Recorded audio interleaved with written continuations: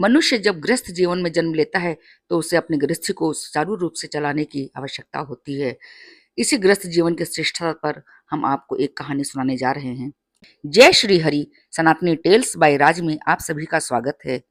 दोपहर का समय था। स्वयंभू मनु ने अपने युवा पुत्र प्रियव्रत को बुलाकर कहा, पुत्र, अब तुम समर्थ हो गए हो। राज सिंहासन पर बैठकर पृथ्वी का पालन करो। राजा का यही श्रेष्ठ धर्म है।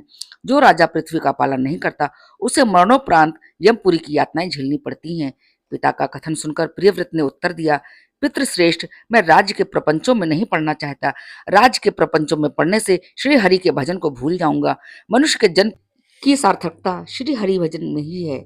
वास्तव में बात यह थी कि प्रियव्रत नारद द्वारा उपदेशित हो चुके थे। नारद ने उन्हें उपदेश देते हुए कहा था, जगत में श्री हरि के भजन को छोड़कर और कुछ नहीं है।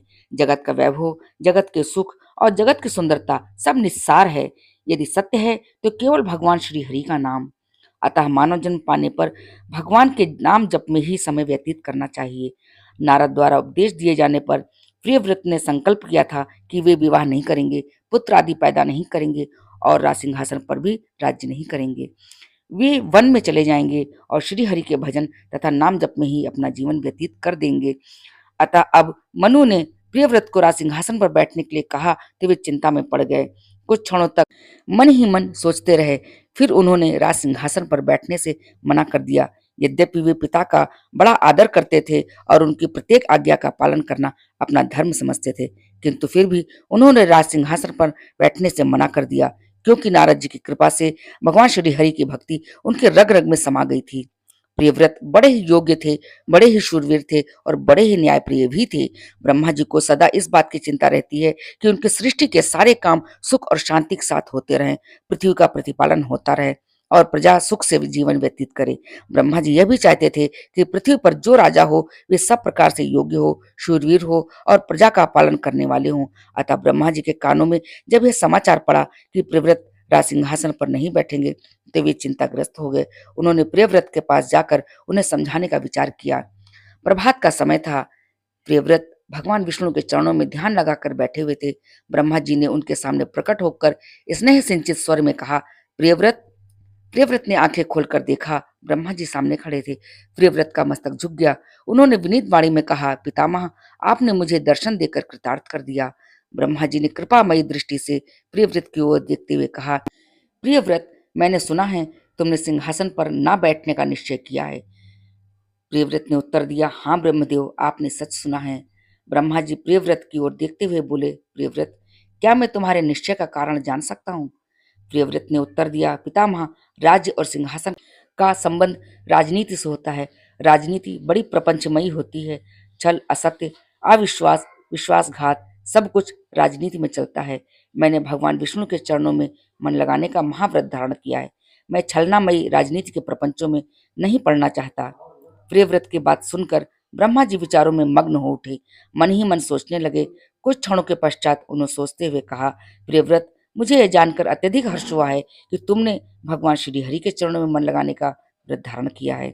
इससे बढ़कर अच्छी बात और क्या हो सकती है। तुम संपूर्ण प्रपंचों को छोड़कर भगवान श्री हरि के चरणों में मन लगाते हुए भी तो सिंहासन पर बैठ सकते हो। जिस राजनीति को तुम छलनामयी बता रहे हो, इसके बागडोर जब तुम्हारे हाथों में आएगी तो क्या उसका रूप नहीं बदल जाएगा? मैं मानता हूं कि राजाओं का जीवन प्रपंचों से भरा होता है, किंतु तुम एक ऐसे राजा के रूप में सिंहासन पर बैठोगे जो सच्चाई के साथ प्रजा का पालन करेगा।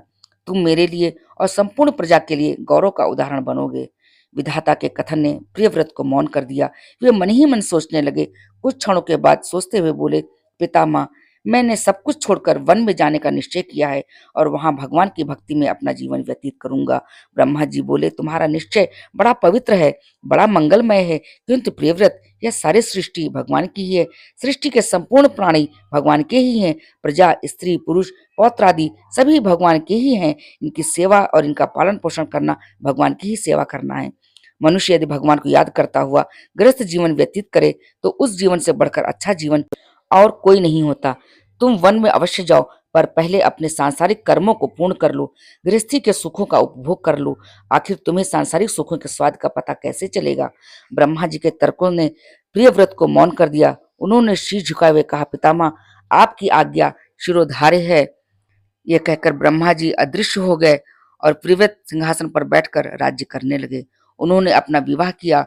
उनकी पत्नी का नाम वरिष्ठमती था। उनके 10 पुत्र और एक पुत्री उत्पन्न हुई। पुत्री का नाम ऊर्जास्वती था। ऊर्जास्वनी की एक पुत्री उत्पन्न हुई जिसका नाम देवयानी था। प्रियव्रत राज्य और पुत्रों का पालन पोषण करते हुए वासुदेव के चरणों में मन लगाए रहते थे। वे इस कार्य को भी उन्हीं का कार्य समझकर किया करते थे। जब वे सभी कार्य पूर्ण कर चुके तो उन्होंने सबको उसी प्रकार छोड़ दिया जिस प्रकार लोग पुराने और फटे कपड़े छोड़ दिया करते हैं। वे वन में चले गए। उन्होंने भगवान की भक्ति करते हुए अपना शरीर छोड़ दिया तथा उन्हें दिव्य धाम की प्राप्ति हुई। जो लोग भगवान की भक्ति करते हुए सांसारिक कार्यों में लगे रहते हैं उन्हें मरणोपरांत प्रियव्रत की भांति ही दिव्य धाम की प्राप्ति होती है। अगर ये कहानी आपको अच्छी लगी हो तो लाइक करें, शेयर करें। आगे भी ऐसी वीडियोस देखने के लिए मेरे चैनल को सब्सक्राइब करें।